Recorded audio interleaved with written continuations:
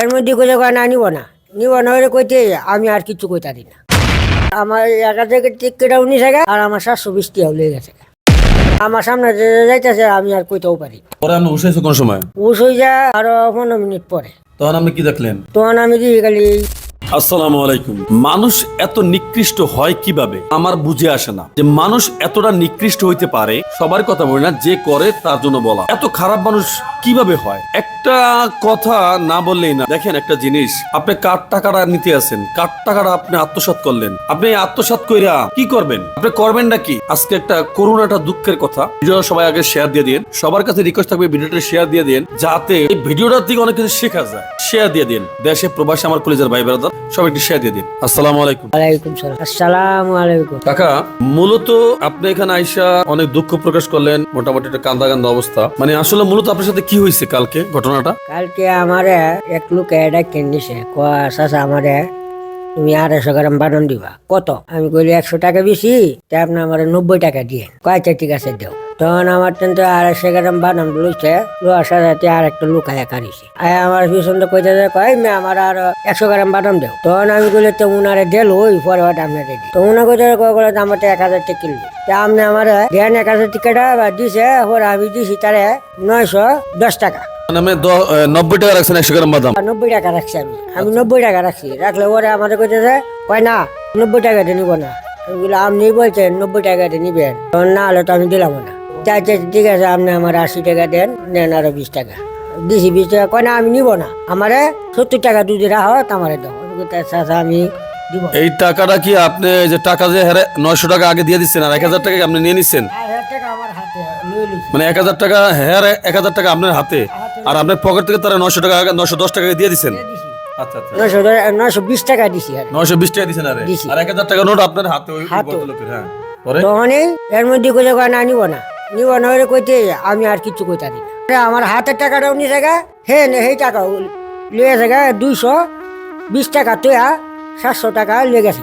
220 টাকা আপনার হাতে দিয়ে দিচ্ছে? হ্যাঁ না আমার এই বাসন হালা তুইয়া বাসন হাতে হয়ে গেছে? হালা তুইয়া আর আমার 1000 টিকিট 19 টাকা আর আমার 720 টাকা লিয়ে গেছে।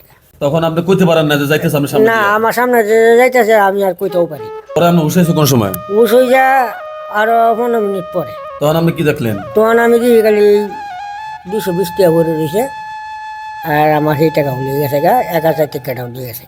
মানুষ কত নিকৃষ্ট বা কত হিংস্র হইলে যে একটা বাদাম বিক্রেতা কাকা, এই বয়সে যার বৈশা বৈশা খাওয়ার কথা, সেই মানুষটার থেকে 20 টাকা 10 টাকা 30 টাকা 50 টাকার বাদাম বিক্রি করে কষ্ট করে 700 বা 900 টাকা হারা দিনে বা 1000 টাকা বিক্রি করে, ওখান থেকে আপনার তার 700 টাকা নিয়ে গেছে। মানে মানুষ এত খারাপ কিভাবে, মানে নিচে নামতে পারে? নিচে একটা নামার লিমিট থাকে, মানে এত নিচে কিভাবে সম্ভব? মানুষের কাতারে কি সে থাকে না? শয়তানের নামে নিঃশ্বাসটা আসলে এখন আমাদের বাংলাদেশে এটা একটা ছড়ায় গেছে। আমার শোরুমের সামনেই দুইটা মহিলার থেকে আপনার স্বর্ণ নিয়ে নিছে। বাসার থেকে আরামসে আমার সিসি ক্যামেরাতে আসছে, তা মুখোশ লাগানো, আরামসে আসছে আইসা মানে অভিনয় কইরা একে একে দুইটা মহিলার থেকে তার ঘরের থেকে স্বর্ণ টাকা পয়সা সব নিয়ে নিচ্ছে। আমার সিসি ক্যামেরা চেক দিয়ে তাকে মুখোশ লাগানো চিনা কোনো কায়দা নাই। আসলে মানুষ এত খারাপ কিভাবে হয়? আমাদের আইনেরও একটু আরো হার্ড লাইনে যাওয়া দরকার।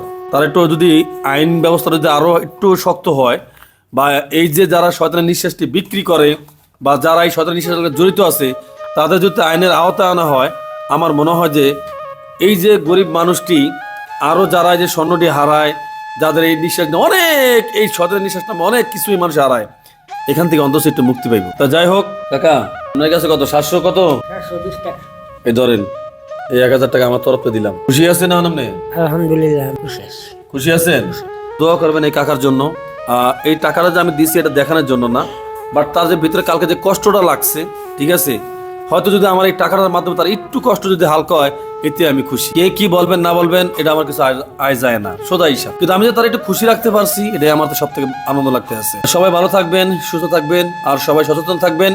অন্তত টাকার লেনদেন, বিশেষ করে শয়তানের নিঃশ্বাস নিয়ে যারা কাজ করে, হ্যাঁ, তাদের টার্গেট থাকে হলো বয়স্ক মহিলাদের আর বয়স্ক মুরব্বীদের। বেশিরভাগ তাদের টার্গেটই থাকে। দেখবেন সকালবেলা যোগিনী বাইরে মুরব্বীরা তারা এই টাইম দিয়ে বাইসা নেয়, রাস্তা নীরব থাকে, ওখানে লোকজন সকালবেলা তো থাকে না, অনেকে ফজর নামাজ পড়ে হাঁটতে বেরায়, ঠিক আছে, তখনই মনে করেন এই টার্গেটটাই শয়তানের এই যে কাজটি করে, এই প্রতারক চক্রদের, ঠিক আছে, টার্গেট থাকে অগো এই টাইমটাই, যে সকালে ফজর নামাজ পড়ে মহিলারা বাইরে, মুরব্বীরা বাইরে, তাদের এই টার্গেটটা থাকে। তো সবাই একটু সচেতন থাকবেন। কেউ অচেনা পরিচিত মানুষের হাত দিয়া কোনো কিছু কইতে চাইলে, কোনো কিছু দিতে চাইলে এই একটু জ্ঞান হুঙ্গাইয়া, মানে কির মাধ্যমে যে তারা কি করে, অবশ্যই সবাই সতর্ক থাকবেন। আর ভিডিওটা যদি ভালো লাগে তাহলে সবার মধ্যে শেয়ার করে দিবেন।